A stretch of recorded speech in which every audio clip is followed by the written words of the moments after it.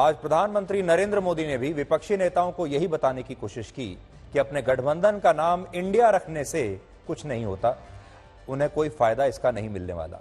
प्रधानमंत्री मोदी ने यह बयान आज मॉनसून सत्र से पहले, संसद के मॉनसून सत्र से पहले बीजेपी की संसदीय दल की बैठक में दिया, जिसमें उन्होंने कहा कि नाम में इंडिया लगाने से कुछ नहीं होता, क्योंकि इंडिया नाम तो भारत को गुलाम बनाने वाली ब्रिटेन की ईस्ट इंडिया कंपनी के नाम में भी था और इंडियन मुजाहिदीन और पॉपुलर फ्रंट ऑफ इंडिया के नाम में भी इंडिया शब्द आता है और इसीलिए नाम से कुछ नहीं होता।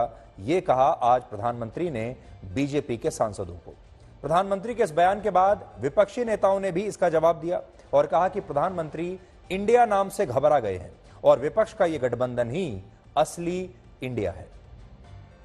कांग्रेस के नेता राहुल गांधी ने आज ट्वीट करके यह लिखा कि हम इंडिया हैं और हम मणिपुर में आइडिया ऑफ इंडिया को फिर से स्थापित करेंगे और इस मुद्दे पर आज संसद में भी काफी हंगामा हुआ और अब यह राजनीति एक ऐसे मोड़ पर आ गई है जहां इंडिया शब्द के कॉपीराइट को लेकर एनडीए और विपक्षी दलों में लगातार संघर्ष हो रहा है और दोनों ही ये कह रहे हैं कि असली इंडिया वो है।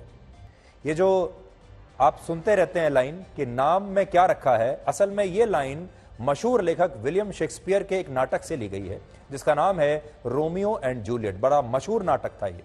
इस नाटक में जूलियट एक जगह ये कहती हैं कि नाम में क्या रखा है, अगर गुलाब के फूल को गुलाब ना भी कहा जाए तब भी उसकी खुशबू बदलती नहीं है, तब भी उसमें से खुशबू गुलाब की ही आएगी, चाहे आप उसका कुछ भी नाम रख दीजिए। यानी नाम बदलने से ज्यादा कुछ नहीं होता और नाम बदलने से कभी नीयत नहीं बदलती। इसलिए नाम और नीयत ये अलग अलग चीजें हैं, अलग अलग बातें हैं। और अगर आप बबूल के पेड़ को गुलाब कहने लगे तो क्या उसमें से गुलाब की खुशबू आएगी? आप में से बहुत सारे लोगों को यह बात पता नहीं होगी कि ब्रिटेन की जिस ईस्ट इंडिया कंपनी ने भारत के करोड़ों लोगों को अपना गुलाम बनाया, उस कंपनी के मूल नाम में कभी इंडिया था ही नहीं। क्योंकि आज ये बात आपको इसलिए बता रहे हैं क्योंकि आज प्रधानमंत्री मोदी ने इस कंपनी का जिक्र किया है। तो आज थोड़ा आपको उस कंपनी का इतिहास बताते हैं। वर्ष 1599 में स्थापित हुई इस कंपनी का नाम शुरुआत में English association of the merchant adventurers था और यह कंपनी अंग्रेजों ने इसलिए बनाई थी क्योंकि वो अपने ईस्ट यानी पूर्व में स्थित भारत देश के साथ व्यापार करना चाहते थे। भारत में आने के बाद इस कंपनी ने अपना नाम बदलकर ईस्ट इंडिया कंपनी कर लिया, लेकिन नाम बदलने से इस कंपनी की नीयत नहीं बदली और इसीलिए आज प्रधानमंत्री मोदी ने इस कंपनी का उदाहरण दिया कि इस कंपनी के नाम में भी इंडिया शब्द था, लेकिन इसकी नीयत कभी बदली नहीं। इसकी नीयत हमेशा से भारत विरोधी थी। ये कंपनी हमेशा से भारत को लूटना चाहती थी। हालांकि इसने भारत के लोगों को प्रभावित करने के लिए, अपने आप को यहीं की कंपनी बताने के लिए अपना नाम ईस्ट इंडिया कंपनी जरूर रख लिया था। इस कंपनी ने भारत के साथ वही किया जिसका इसने अपने लिए लक्ष्य रखा था और लक्ष्य था भारत को लूटने का। भारत लगभग 190 वर्षों तक ईस्ट इंडिया कंपनी का गुलाम रहा और यहां बात सिर्फ एक कंपनी की नहीं है। 17वीं शताब्दी में नेदरलैंड से जो कंपनी भारत में व्यापार करने के लिए आई थी उसका नाम VOC था, लेकिन भारत के लोगों में अपने प्रति विश्वास पैदा करने के लिए इस कंपनी ने भी अपना नाम बदलकर डच ईस्ट इंडिया कंपनी कर लिया था। लेकिन नाम बदलने से यह कंपनी भी भारत के प्रति ईमानदार कभी नहीं हुई और इंडिया को इस विदेशी कंपनी ने भी खूब लूटा, जमकर लूटा। यानी हमें उन कंपनियों ने ही सबसे ज्यादा लूटा है जिन कंपनियों के नाम में इंडिया शब्द था। इसी तरह पुर्तगाल, फ्रांस और स्वीडन से जो कंपनियां समुद्र के रास्ते भारत में व्यापार करने के लिए आई, उन कंपनियों के नाम में भी पहले इंडिया नहीं था, लेकिन बाद में इन तमाम कंपनियों ने भी अपना नाम बदलकर उसमें इंडिया शब्द को जोड़ लिया था। और लंबे समय के बाद भारत के लोगों को यह समझ में आया कि इन कंपनियों ने अपना नाम तो बदला, उसमें इंडिया शब्द तो रख लिया, लेकिन भारत के प्रति, इंडिया के प्रति उनकी सोच हमेशा वैसी ही थी जिसमें भारत के लोगों को अपना गुलाम समझा जाता था। यानी इनके नाम में तो इंडिया था, लेकिन इन्हें इंडिया से कोई लेना देना नहीं था।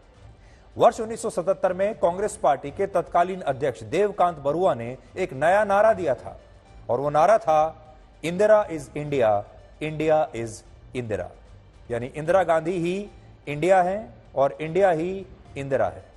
उस समय इस नारे के बाद हर कोई ये कहने लगा था कि इंडिया और इंदिरा का नाम भारत के लोगों के जहन से इमरजेंसी की यादों को पूरी तरह मिटा देगा, लेकिन यह भी नहीं हुआ। इंदिरा और इंडिया का नारा देकर भी तब कांग्रेस पार्टी 1977 के लोकसभा चुनाव में बुरी तरह हार गई थी। और इससे यह पता चलता है कि नाम के साथ लोग काम भी देखते हैं।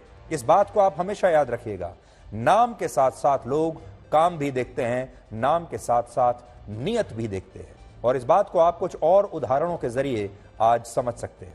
वर्ष 1977 में सिमी नाम का एक संगठन एक छात्र इकाई के रूप में अस्तित्व में आया था और तब इसके नाम में भी इंडिया शब्द का दुरुपयोग किया गया था। सिमी का मतलब था students Islamic movement of India. लेकिन इस संगठन ने भारत में कई बम धमाके करवाए जिनमें सैकड़ों लोग मारे गए और इसके बाद सिमी को भारत में बैन कर दिया गया। तो सिमी में भी इंडिया शब्द था। सिमी और उसके जैसे अलग अलग संगठनों के सक्रिय सदस्यों ने बाद में एक नया संगठन बनाया जिसका नाम था पॉपुलर फ्रंट ऑफ इंडिया। और इस संगठन को भी भारत विरोधी गतिविधियों के लिए पिछले साल बैन कर दिया गया था। अब अगर आप इस नाम पर ध्यान दें, पॉपुलर फ्रंट ऑफ इंडिया, इसका मतलब तो यह है भारत का लोकप्रिय फ्रंट। लेकिन सिर्फ यह नाम रख लेने से क्या लोग यह मान लेंगे कि पीएफआई भारत का एक बहुत ही लोकप्रिय फ्रंट है? अगर लोकप्रिय फ्रंट है वो भी इंडिया का, तो फिर इसे बैन क्यों किया गया?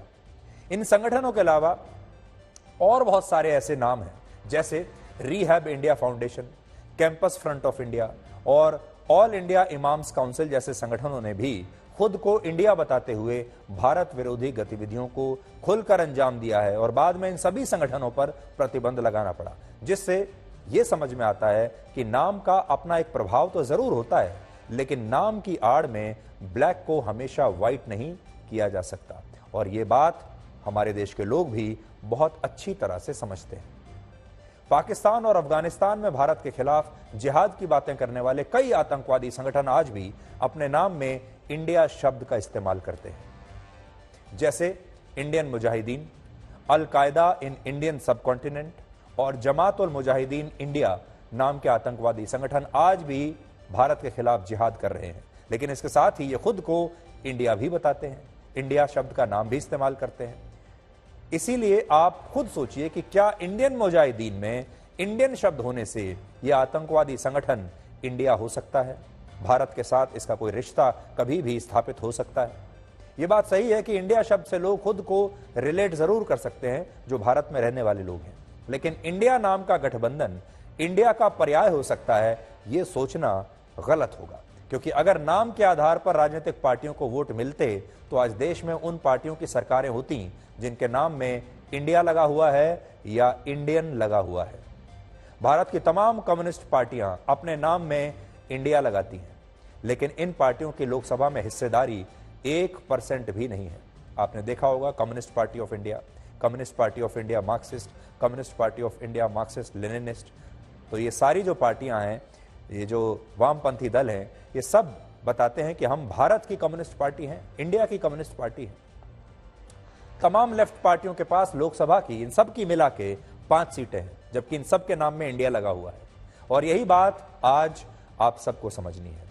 आप जब किसी से मिलते हैं, जब सीमा हैदर भारत आई और सीमा हैदर ने सचिन नाम के एक लड़के से शादी की बात कही और उसके साथ रह भी रही है, तो हमारे देश में ज्यादातर लोगों ने उसका स्वागत किया। लेकिन अंजू के साथ ऐसा नहीं हो रहा। अंजू ने अपना नाम बदल लिया, फातिमा कर लिया, और अब उसने ये वीडियो जारी किया है।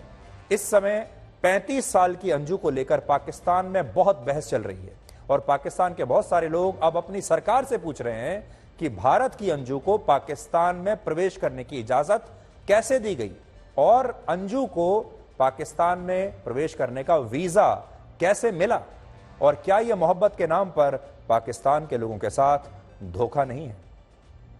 साथ साथ आप ये वीडियो भी देखते रहिए। ये अंजू और नसरुल्लाह ने एक वीडियो बनाया है जिसे आपको ऐसा लगेगा देखकर कि आप कोई बॉलीवुड की फिल्म देख रहे हैं जो भारत और पाकिस्तान में मोहब्बत को लेकर बनी हुई है। भारत के लोगों ने तो खुशी खुशी सीमा हैदर को अपना लिया था, लेकिन पाकिस्तान में वीजा को लेकर, अपना प्रॉपर वीजा लेकर गई अंजू की बहुत आलोचना हो रही है और कहा जा रहा है कि अंजू के इस्लाम धर्म अपनाने से भी पाकिस्तान का समाज उसे स्वीकार नहीं करेगा। वो फातिमा बन जाए लेकिन इससे कुछ बदलेगा नहीं, क्योंकि अंजू पाकिस्तान की नहीं है, वो भारत की है और भारत एक दुश्मन देश है।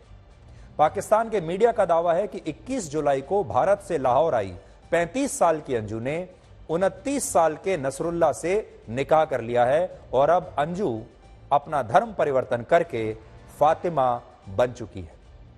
हमें अंजू और नसरुल्लाह का एक निकाहनामा भी मिला है जिसमें लिखा है कि अंजू ने पाकिस्तान में नसरुल्लाह से निकाह कर लिया है और अब वो ईसाई धर्म छोड़कर इस्लाम धर्म भी अपना चुकी है और उसका नया नाम है फातिमा। यह वीडियो पाकिस्तान की एक अदालत का है जिसमें आप अंजू को एक बुरके में देख सकते हैं और अंजू पाकिस्तान के नसरुल्लाह से 6 साल बड़ी है। तो दोनों ही उम्र में अपने पति से बड़ी हैं या अपने दोस्त से बड़ी हैं जिसके साथ वो शादी करना चाहती हैं, निकाह करना चाहती हैं। दोनों में, एक में 7 साल का अंतर है, दूसरे में 6 साल का अंतर है। अंजू 6 साल बड़ी है नसरुल्लाह से और सीमा सचिन से 7 साल बड़ी है। दूसरा जो दोनों में समानता है वो ये, दोनों शादीशुदा हैं, दोनों ने अपने पतियों को छोड़ दिया है और दोनों ने ही, सीमा तो अपने साथ अपने बच्चों को लेकर आई है लेकिन अंजू अकेले गई है। अब आपको हम मणिपुर लेकर चलते हैं जहां आज पूरे 83 दिनों के बाद मणिपुर में कुछ शर्तों के साथ इंटरनेट से प्रतिबंध हटा लिया गया है। मणिपुर की सरकार ने 3 मई को हुई हिंसा के बाद यह आदेश जारी किया था कि अब वहां इंटरनेट सेवा पर पूरे राज्य में रोक लगा दी जाएगी। लेकिन आज मणिपुर सरकार ने जो आदेश दिया उसमें इंटरनेट सेवा को कुछ शर्तों के साथ शुरू कर दिया गया है और शर्त यह है कि अभी मोबाइल इंटरनेट पर मणिपुर में रोक जारी रहेगी। तो आप अपने मोबाइल फोन पर मणिपुर में इंटरनेट का इस्तेमाल नहीं कर पाएंगे लेकिन बाकी जगह आपके डेस्कटॉप पर इंटरनेट चल पाएगा। इस घटना पर मणिपुर की सरकार ने असम राइफल से एक विस्तृत जानकारी मांगी है और असम राइफल से यह भी पूछा है कि म्यांमार से इतने सारे लोग गैर कानूनी तरीके से मणिपुर की सीमा में दाखिल आखिर कैसे हो गए।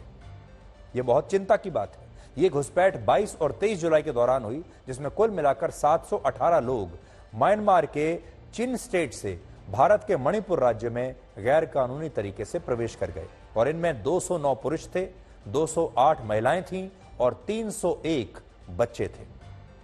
बड़ी बात यह है कि मणिपुर के जिस जिले में यह घुसपैठ हुई है वो जिला राज्य के चुराचांदपुर जिले से लगा हुआ है जहां से मणिपुर में हिंसा की शुरुआत हुई थी और यही वजह है कि अब मणिपुर की सरकार इस घुसपैठ का कनेक्शन राज्य में हो रही हिंसा के साथ बता रही है।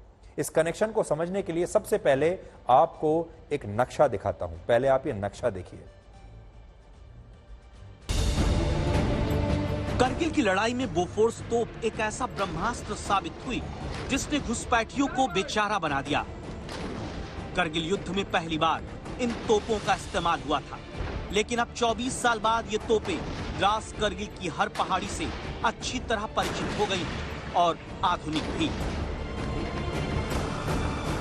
15,000 फीट की ऊंचाई पर अत्याधुनिक सुविधाओं से लैस धनुष हौवित्जर भी मोर्चे पर लगाए गए हैं।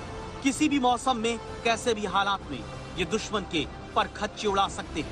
हजारों मील में फैली घाटी में बोफोर्स और धनुष भारतीय सेना की ताकत को बढ़ा रहे हैं। धनुष की मारक क्षमता 38 किलोमीटर है। करगिल में अपना लोहा मनवाने वाली बोफोर्स के अपग्रेड वर्जन की क्षमता 28 किलोमीटर। धनुष की कंसिस्टेंसी और एक्यूरेसी बोफोर्स से ज्यादा है। बोफोर्स और धनुष हर मौसम में कारगर है। आज इन ताकतों के सामने पाकिस्तान कहीं टिकता नहीं। न्यू इंडिया की बदलती तस्वीर की वजह से भारत और पाकिस्तान में जमीन आसमान का फर्क आ गया है।